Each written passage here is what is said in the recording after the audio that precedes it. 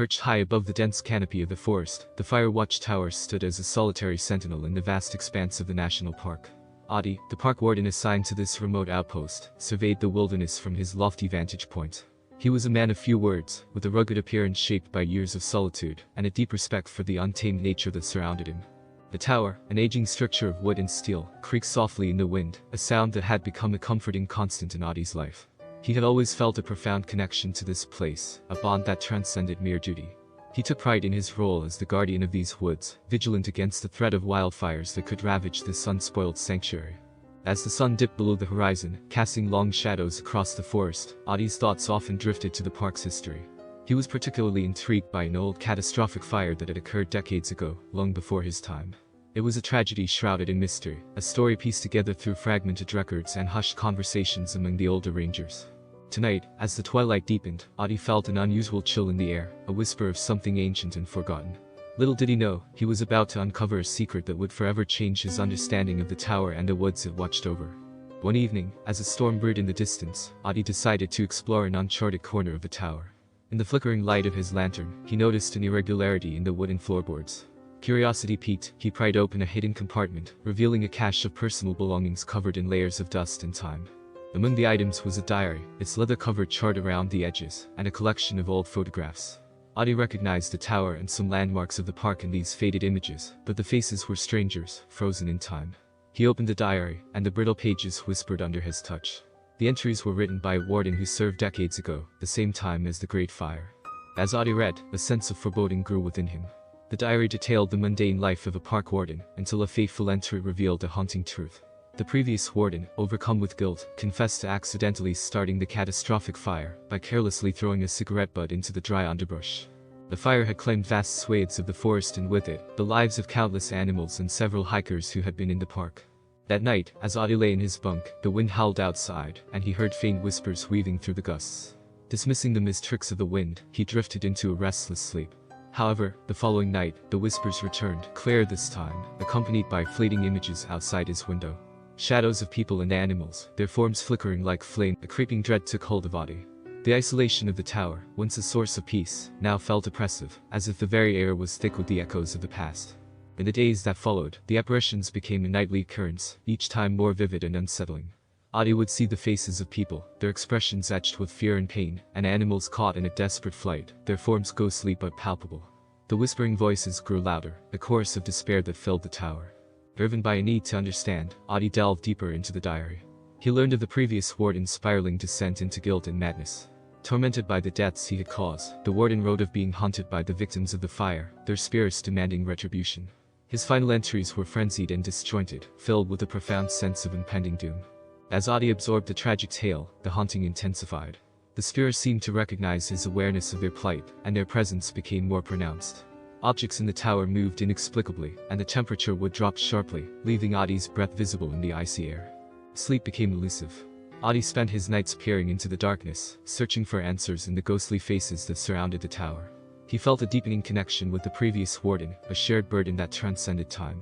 One night, amidst a chorus of whispers, a clear voice emerged, a voice that resonated with an ancient sorrow.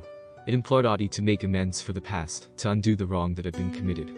The spirits desired one thing: for the fire watchtower, the silent witness to their demise, to be burned to the ground. Audie grappled with the request.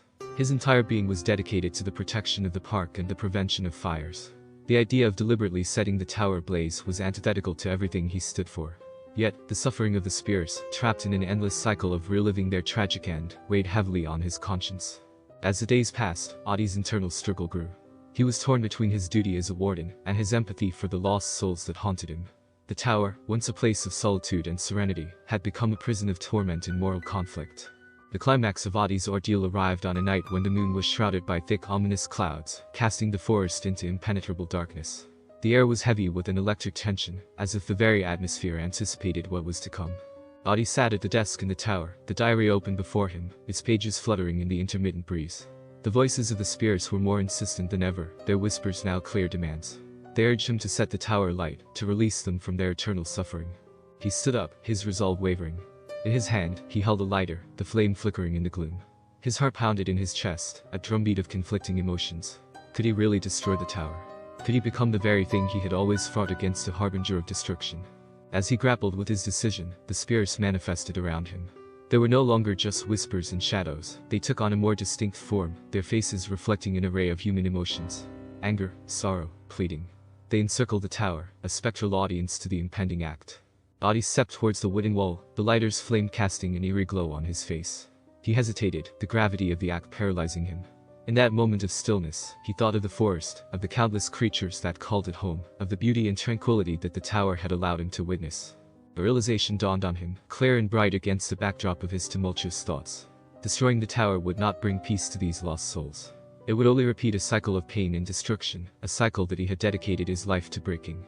With a decisive motion, he closed the lighter, extinguishing the flame. He turned to face the gathered spirits, his voice steady but empathetic. "I cannot right a past wrong with another wrong," he said. "But I can remember you. I can honor your memories and ensure that this tragedy is never forgotten." The air seemed to hold its breath, the world waiting in silence for the reaction of the spirits. In the moments following Adi's decision, a profound change occurred. The oppressive atmosphere that had enveloped the tower lifted slightly, as if the spirits were considering his words. The ghostly figures, their forms flickering like candle flames in a draft, appeared less agitated, their expressions softening. Adi began to act on his promise. He gathered materials from the forest and the tower, crafting a simple but dignified memorial at the base of the tower. He carved the names of the known victims from the diary into a wooden plaque, a tangible testament to their existence and their loss. As he worked, the spirits watched, their presence less haunting and more contemplative. The whispers that had once filled the air with dread, now took on a tone of quiet reflection. Adi could feel their gaze upon him, not as a tormentor, but as a fellow mourner paying respects. With the memorial completed, Adi stood before it, his head bowed in a moment of silent tribute. He spoke a few heartfelt words, an acknowledgement of the pain caused by the fire, and a vow to protect the park and its inhabitants with even greater fervor. That night, the spirits appeared for the last time. They gathered around the memorial, their forms clearer and more peaceful than they had ever been. One by one, they began to fade, like mist at the break of dawn, until only the forest's natural sounds remained. Adi watched them go, a sense of closure filling his heart. He realized that in giving these lost souls a memory, he had also freed himself from the burden of the past. The tower, once a symbol of his torment, now stood as a beacon of remembrance and a promise for the future. In the days that followed, a profound sense of peace settled over the Fire Watch Tower and the surrounding forest.